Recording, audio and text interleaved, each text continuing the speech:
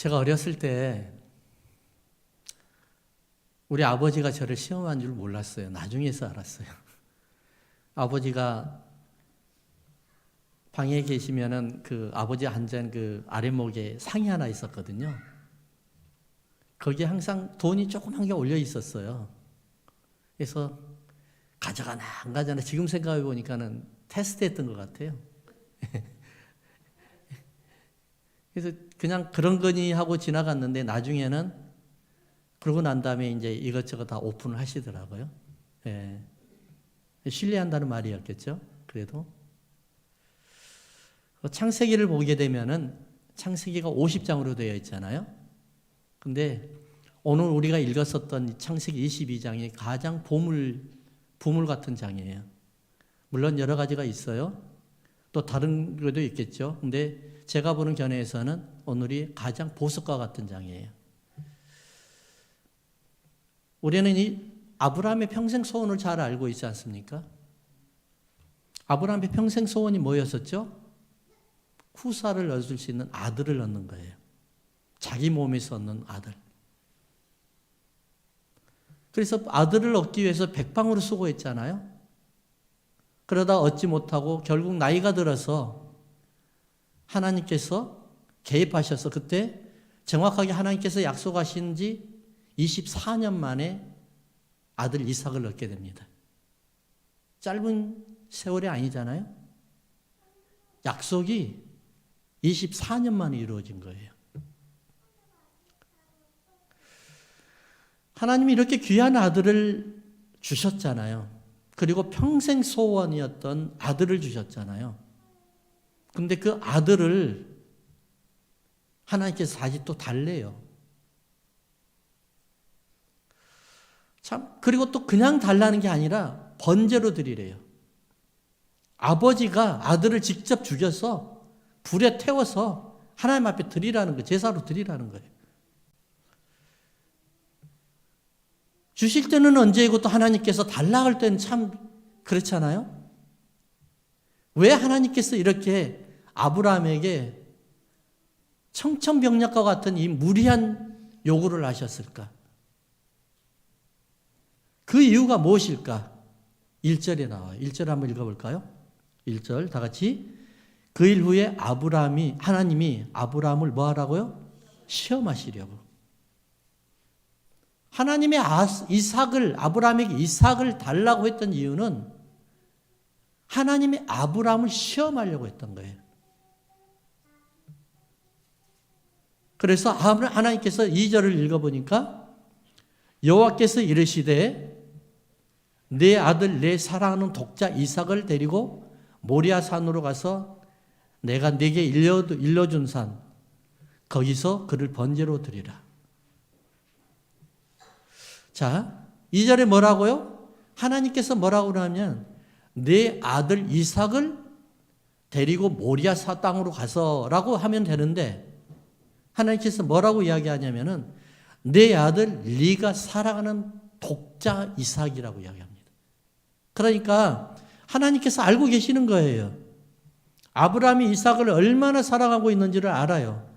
아브라함이 이삭을 생명처럼 자기 생명보다 더 사랑한 것까지도 알고 있어요. 근데 하나님께서 왜 이삭을 하나님 앞에 바치라고 하는 것일까요? 하나님 시기하셨나요? 너무 행복하게 사니까는 질투가 나셨을까요? 그게 아니겠죠. 하나님께서는 분명히 아브라함을 시험하기 위해서 이삭을 바치라고 했는데 어떻게 바치라고 했냐면은 그냥 사무엘처럼 하나님 앞에 하나님 평생 하나님의 일을 하면서 바치라는 것이 아니라 양을 잡고 소를 잡았듯이 번제로 잡아가지고 태워서 하나님 앞에 바치라는 거예요. 번제가 뭘까요, 여러분? 번제 잘 아시죠? 레위기 1장에 나오잖아요. 레위기 1장이 전체가 번제 이야기입니다. 그리고 또 레위기 7장에 또 나와요. 번제가 얼마나 중요한지. 레위기 7장에 또 반복으로 또 나옵니다. 거두절미하고 번제라는 건 뭘 이야기하냐면은 내장이라든지 기름이라든지 이런 걸 다 뭘 태워가지고 어떻게 해요? 하나님 앞에 올려드리는 거예요. 태워서 하나님 앞에 드리라는 거예요. 누구를요? 아들 이삭을.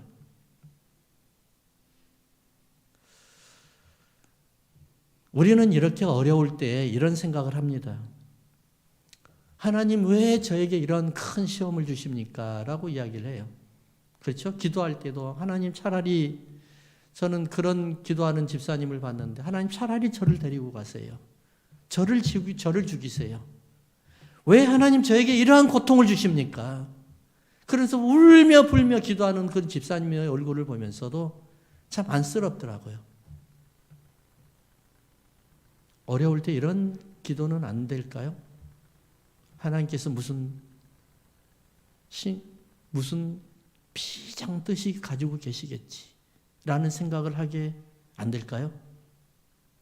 근데 그 고통이 너무 심한 거예요. 너무너무 심한 거예요. 그러다 보니까 하나님 앞에 차라리 나를 데려가시지 하나님. 왜 하나님이 이렇게 저에게 큰 고통을 주십니까? 라고 기도하는 사람들을 보면서 저는 참으로 아브라함이 오늘 이런 상황이겠구나 하는 생각을 합니다. 평생에 자기보다도 더 귀한 생명인 그 아들 이삭, 평생의 소원이었던 아들 이삭을 하나님께서 바치라고 하니 이 청천벽력이 이 하늘의 메마른 땅이 무슨 청천벽력이란 말입니까? 이 가정을 풍지박산을 내도 한계가 있지 이 엄청난 일을 왜 하나님께서 하시라는 겁니까? 내가 사랑하는 하나님이 맞습니까? 라고 우리 아브라함은 아마 그렇게 했을 만도 한데 한마디도 말이 없습니다. 한마디도. 하나님께서 아브라함에게 이삭을 바치라는 이유가 뭐였죠? 시험하시려고. 근데 아브라함이 이거를 알았을까요? 왜 이렇게 아브라함이 반응이 아무것도 없죠? 우리 같으면 난리 났을 텐데 저 같으면 아마 하나님 저의 생명을 가져가시지 차라리 하나님 어찌하여 이런 일을 저에게 맡기십니까? 라고 할 텐데 아브라함 한마디도 없어요. 1절에 해답이 나와 있었잖아요. 하나님이 아브라함을 뭐라고요? 시험하시려고. 하나님이 아브라함 시험하시려고. 시험하는 게 의미가 뭘까요? 하나님께서 진짜로 어떻게 하겠다는 건가요? 아니죠. 그럼 하나님께서 아브라함을 시험하는 이유가 뭘까요? 하나님이 아브라함의 마음을 알고 싶은 거예요. 내가 너의 마음을 알고 싶다. 도대체 너의 마음은 어디가 있느냐? 내가 분명히 너를 창세기 12장에 너를 부를 때는 하나님의 나라와 하나님의 백성을 위해서 불렀기는 했는데 너의 마음이 진정 어디가 있느냐? 너가 진정으로 하나님의 나라와 하나님의 백성에게 마음이 있느냐? 하나님의 나라를 너가 어떻게 하든지 네 생명을 다해서 섬기겠다고 그 작정하는 마음이 있느냐 말이다. 이것을 우리 하나님께서는 알고 싶었던 거예요. 그리고 확증을 받고 싶었던 거예요. 사람에게는 참 어려운 결정을 할 때가 있잖아요. 그렇죠? 이거를 포기해야 될까? 아니면 이것을 내가 계속 기피해야 될까? 이것을 포기하게 되면은 내가 신앙을 포기하는 대신에 신앙을 가질 수가 있는데 하나님을 얻을 수 있는데 하나님의 신앙을 포기하면서 또 내가 이것을 얻기라는 참 이런 딜레마가 너무나 많아요. 우리가 살면서 모든 게 결정이잖아요. 내 하나 이것만 내가 포기를 하면은 하나님이 기뻐하실 텐데 또 하나님이 기뻐하는 것을 내가 포기하면은 또 세상에 엄청난 것을 내가 얻을 수 있는데 우리는 인생이 다 결정이 하나의 결정의 순간순간들이에요. 아침에 일어나서 여러분 아침에 일어날 때 어때요? 잠을 더 잘까? 아니면 조금만 더 자다 일어날까? 지금 일어날까? 판단을 해야 되죠? 결정을 해야 되죠? 아침에 일어나서 이 아침을 먹으면 살이 찔 텐데 아니면 내가 위장이 좀 부담이 돼가지고 힘들 텐데 아침을 먹을까? 안 먹을까? 빵을 먹을까? 밥을 먹을까? 국을 먹을까? 모든 것이 다 결정입니다. 근데 그 결정이 여러분들의 인생을 다르게 다 만들어버리는 거예요. 좋은 결정하면 좋은 인생을 만들어버리고 나쁜 결정하면 나쁜 인생을 만드는 거예요. 아브라함을 한번 봐볼까요? 이런 아브라함이 하나님의 마음을 얼마나 잘 알았길래 이렇게까지 하셨을까? 9절부터 12절까지 한번 읽어볼까요? 9절부터 12절까지 하나님이 그에게 일러주신 곳에 이른지라. 아브라함이 이제 올라갔습니다. 3일 동안 올라간 거예요. 이에 아브라함이 그곳에 제단을 쌓고 나무를 벌려놓고 그의 아들 이삭을 결박하여 제단 나무 위에 놓고. 그렇죠? 아브라함이 이제 실행을 옮기려고 합니다. 양을 잡아야 되는데 자기 아들이 혹시라도 도망갈까 봐서 결박해가지고 꼼짝 못하게 만드는 겁니다. 그리고 손을 내밀어 칼을 잡고 그 아들을 잡으려 하니 손을 내밀어서 진짜로 아들을 잡으려고 합니다. 그리고 11절에 여호와의 사자가 하늘에서부터 그를 불러 이르시되 아브라함아 아브라함아 하시는지라. 아브라함이 이르시되 내가 여기 있나이다 하며 12절 사자가 이르시되, 여기가 중요하죠. 그 아이에게 네 손을 대지 말라. 그에게 아무 일도 하지 말라. 내가 내 아들 내 독자까지도 내게 아끼지 아니하였으며, 여기서 비교급이 나오죠. 내가 이제 네가 하나님을 경외하는 줄을 아노라. 한마디로 이 말입니다. 네가 하나님을 네 자식보다 더 사랑하는 건 내가 이제 알았다. 네가 네 아들 독자, 평생 소원이었던 독자까지도 아끼지 아니하고 하나님을 위해서 바친다는 것을 내가 이제서야 알았다. 그것을 하나님은 경외한다고 이야기합니다. 경외한다고. 경외가 뭘까요? 순종이에요. 한마디로 말하면 복종이에요. 존경하고 두려워하고 순복한다는 말이 바로 이게 경외한다는 말이에요. 사랑하는 성도 여러분, 믿음은 하나님을 경외하는 겁니다. 순종한 겁니다. 복종하는 겁니다.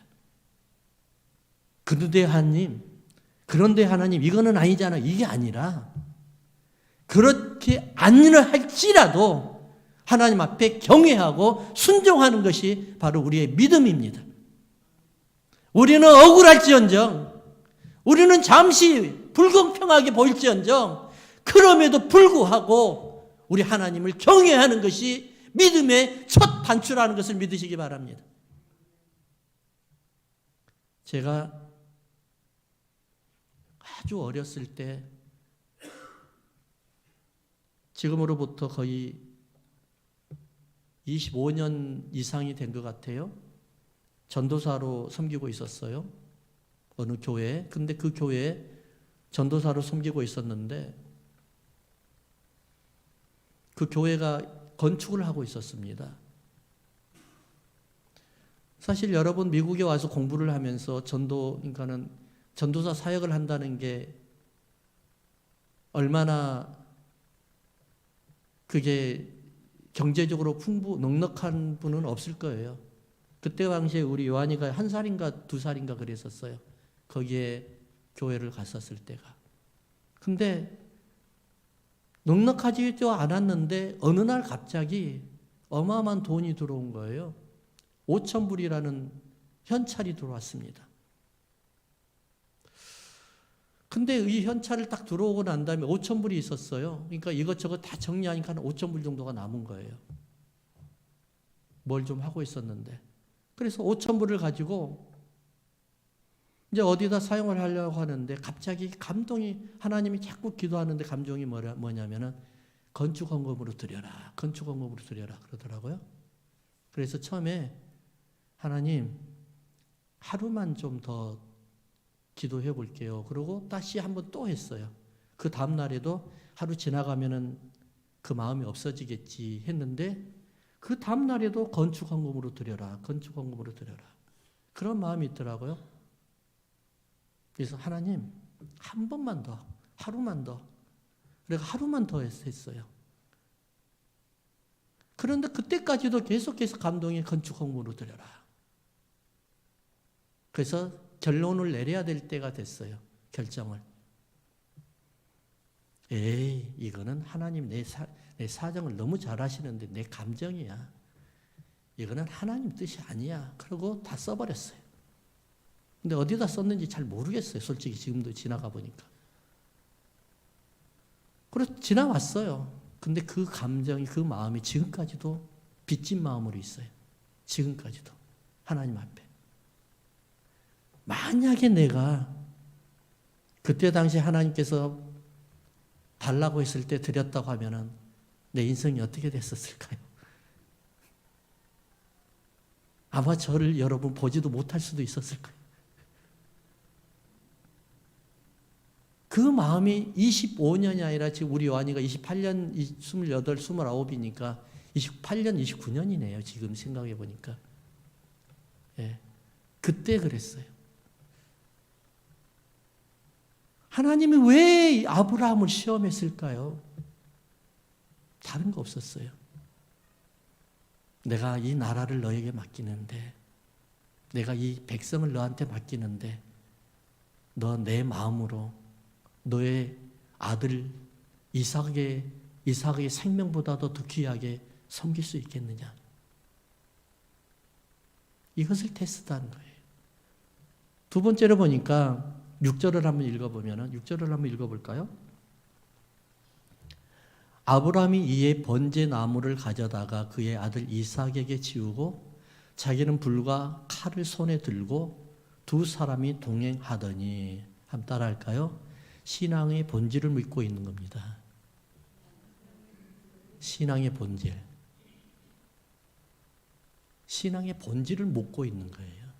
하나님께서 아브라함에게 우리가 믿고 있는 신앙의 본질을 묻고 있는 겁니다.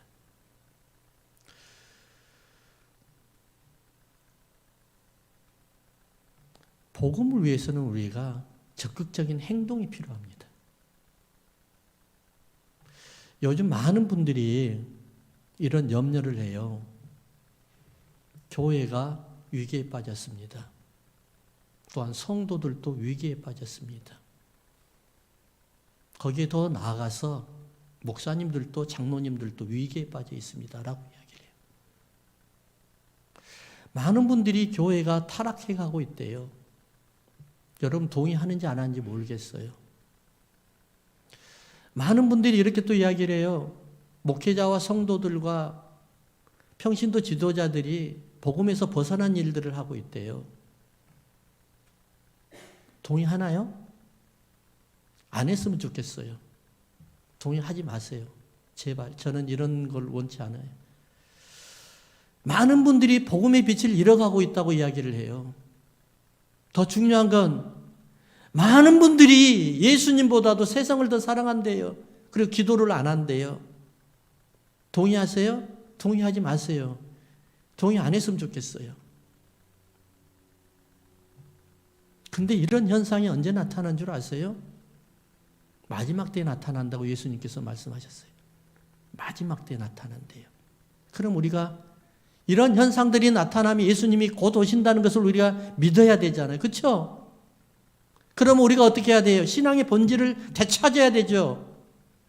어떻게 되찾아야 돼요? 기본으로 돌아가야 되죠.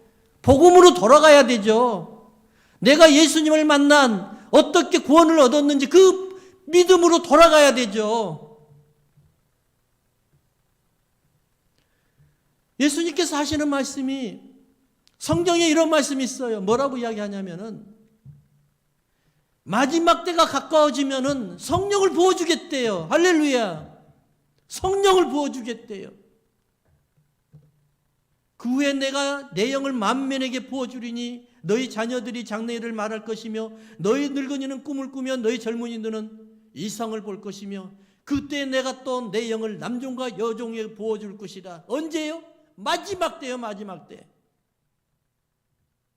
많은 분들이 배교하고 많은 분들이 떠나가고 많은 분들이 복음을 뒤로 하고 세상을 사랑하고 할 때 그때 바로 성령을 부어주시겠대요.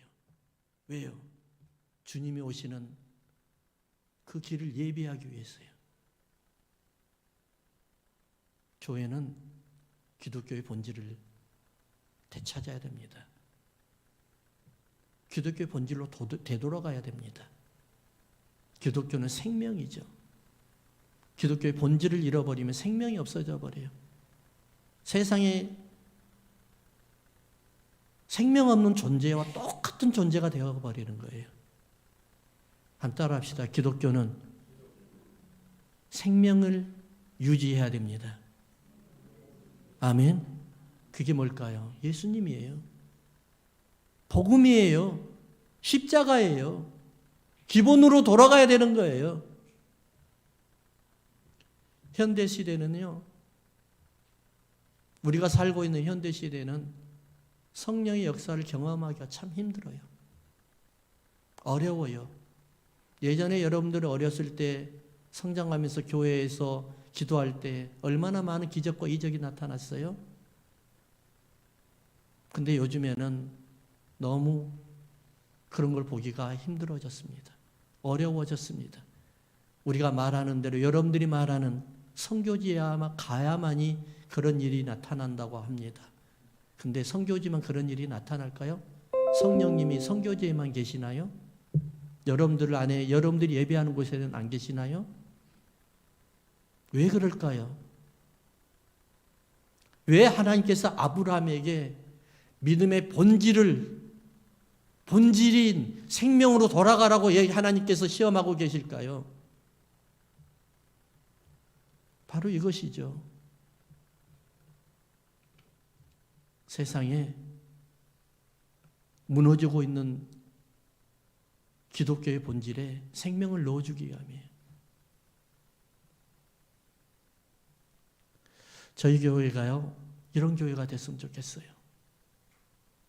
정말 하나님께서 원하시는 기본으로 돌아가서 십자가의 능력, 성령의 역사가 넘치는 교회가 되었으면 좋겠어요. 할렐루야. 세상 욕심 부리지 맙시다. 사람이 많고 적음에 여러분들 눈에 두지 마세요. 한 사람이 영혼이라도 하나님께서 그 사람을 통해서 부어주시는 성령의 역사만 있다고 하면은 우리는 만족하며 주님을 찬양해야 될 줄을 믿습니다. 우리 교회가 그런 교회가 돼야 됩니다. 성령의 역사가 일어나야 되는 교회예요. 우리 하나님께서 이삭을 바치라고 하잖아요. 아브라함에게. 그러면서 뭐라고 그러냐면 아브라함이 실질적으로 이삭을 결박하고 칼로 이삭을 치려고 할 때 하나님께서 놀라서 이렇게 말씀합니다. 아브라함아, 아브라함아, 내가 이제 너를 정말 알았다. 너의 아들 독자, 네가 사랑하는 이삭을 그보다도 나를 더 경외하는 줄 이제 알았다. 그러면서 아브라함아, 이제는 제가 하는 말입니다. 아직도 너의 마음에 하나님 나라가 있느냐? 아브라함아, 네가 정말로 이제 네 마음속에 우리 남가주 믿음의 교회가 있느냐? 그 성도들이 있느냐? 그 안에 네 생명이 있느냐? 네가 섬기고 있는 생명이 있느냐? 너 안에 복음이 있느냐? 너의 주위를 살펴보아라. 아브라함아, 네 주위를 살펴보아라. 예수님이 없다고 교회는 이제는 건물에 불과하다고 떠나는 수많은 사람들이 지금 네 주위에 얼마나 많이 있느냐? 그걸 보면서도 네가 여전히 네 가족과 이삭과 함께 네 집안 식구들과 함께 행복하게만 살기를 원하느냐? 죽어가고 있는 영혼들을 생각하지 아니하고.